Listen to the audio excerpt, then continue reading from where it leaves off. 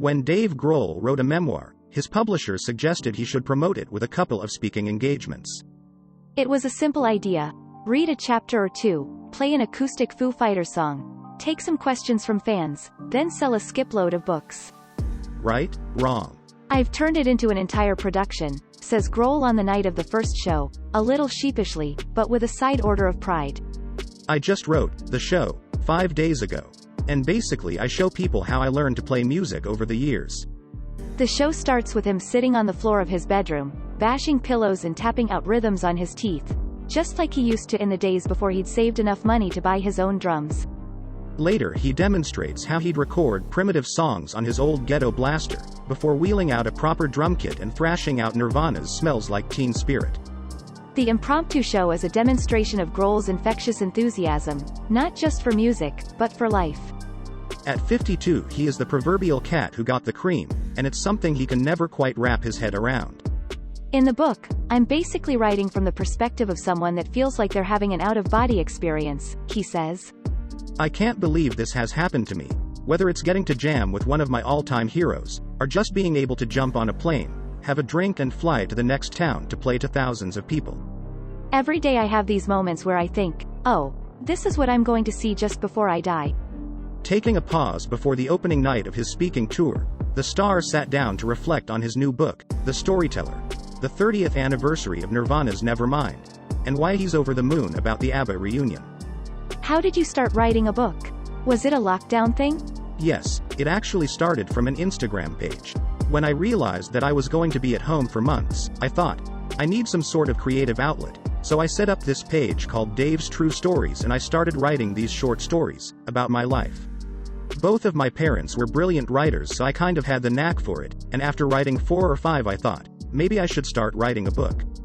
How did you unlock those memories? Did you sift through old photograph albums and diaries? Well, I have my own sort of filing cabinet in my mind. Everything sorted in musical increments. So if you play me a song from the 70s, I can tell you exactly where I was when I heard it, and if you play me a Nirvana record, I can tell you what I was wearing when I recorded that song. Can I test that? What are you wearing when you recorded In Bloom? I had yellow shorts, and this weird sort of blue and white tie-dyed shirt. But that's easy to remember because I think I only had one thing to wear when we were recording Nevermind. It was not the most glamorous scene. One sentence in the book really stood out to me. I never fully embraced stadium rock until I stood on the lip of the stage. What happened? It's the best seat in the house, you know? When you play a song that everybody knows and you get everyone to sing along, it's a magical feeling. It really is a celebration of that sort of communal, tangible live experience that I think, as human beings, we really need. When you were a punk in the 80s, you would have looked down on somebody in your position. How did you reconcile that? Well, it's funny. As a child I had posters on my walls of Led Zeppelin, the Beatles, AC/DC and these huge stadium rock bands. To me, that was like this incredible fantasy. They seemed almost not human. Then the first time I saw a live band was a punk rock band in this tiny club in Washington. There were only 50 or 60 people there, and the songs were only a few minutes long. That was my introduction to live rock and roll, and there was something about the raw simplicity of it that made me think, oh, this is real. So I forgot about all of that stadium stuff. But if you wind up in a place, like Nirvana did, where your music is then appreciated by so many people that the audience grows, it's kind of rocky terrain. You end up in this sort of conflicted ethical crisis. But I'm one of those people that just wants to share everything with everybody, whether it's pain or joy, a song or a drink. So I think I finally got to the point where I came to terms with it and got really into it. You've been called the nicest man in rock, and that's something I've seen in action at a recording of Jules Holland's TV show. The studio was tense and nervous, but you made a point of going round and greeting each and every musician, and the atmosphere completely lifted. I'm just being polite, come on. But where does that side of your personality come from? Probably from my mother. I grew up in Virginia, just south of Washington, D.C. It's not really considered the South, but the people do sort of present themselves with a Southern grace. Some of it's also about growing up in the Washington, D.C. underground music scene. It wasn't a big scene, maybe a couple of hundred people, and if someone needed an amplifier you gave them your amp. And I still consider all musicians to be a part of a community. It doesn't matter if it's Rihanna or Sting. I'll walk backstage at a festival and go banging on doors with a bottle of whiskey in my hand. Just so I can say hello to everyone. Last week was the 30th anniversary of Nevermind. Do you remember what you were doing on the day it was released? I think we played a show in Toronto. When that album first came out, the expectations weren't that high, so we were playing venues that held maybe 100, 200 people. But once the video for Smells Like Teen Spirit was released, maybe a week later, things started to explode. By the time we finished that tour there were, like, riots and we'd have to run out of places. It got pretty crazy. How did you find your footing within that craziness? We were kids. I was 22, Kurt might have been 23 or 24. I think each of us processed it in our different ways. Whenever I felt overwhelmed, I would just go back to Virginia, where I grew up, and I'd have barbecues with friends and reconnect with my mother. That always seemed to ground me. But it's a lot for anyone to handle. Still to this day, when I see a new artist that's becoming popular, my initial reaction is concern. It's not an easy thing to find your way through that unscathed. About 2 years ago, it emerged that the master tapes were Nevermind had maybe been destroyed in a fire at Universal Studios. Has there been any update on that? I don't know, to be honest. But there's usually backups of those tapes, so hopefully the music will stick around forever.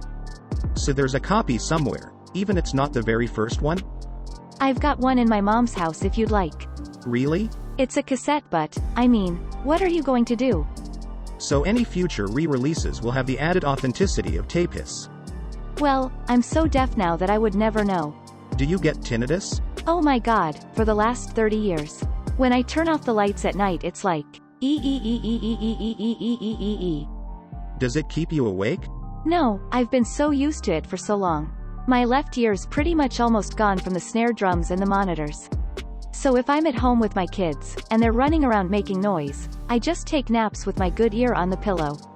As they get older, they're going to take advantage of that. They'll be asking, "Can I borrow the car, Dad?" Into your deaf ear. But you can play it the other way too. Sorry, I didn't hear. What did you say? After Nirvana, you said you formed Foo Fighters as a representation of the continuation of life. Yes. That's a powerful statement. Well, when Kurt died, it turned our world upside down. It's hard to imagine life going on. Someone actually sent me this card after he died that said, "I know you don't feel like playing music now. But you will, and it'll save your life."